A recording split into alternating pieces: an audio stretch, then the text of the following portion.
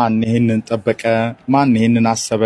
አሁን ከኦልትራፎርድ አቅጣጫ የሚሰማ ጩኸት ማንቸስተር ከተማን ከእንቅልፍ ቀሰቀሰ።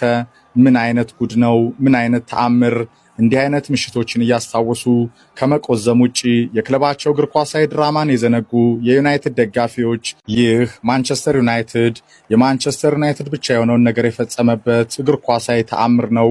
ዩናይትድ በዝቅታው ሰዓትም ከድል አሸናፊነት መንፈሱ ጋር የማይቻለውን ለመፈጸም በሚጥሩ ተስፋ የማይቆርጡ ተጫዋቾቹ ሌላኛው በታሪክ የሚዘከረውን ከቲያትር ኦፍ ድሪምስ ጨርሶ እንዳልጠፋ ታየ።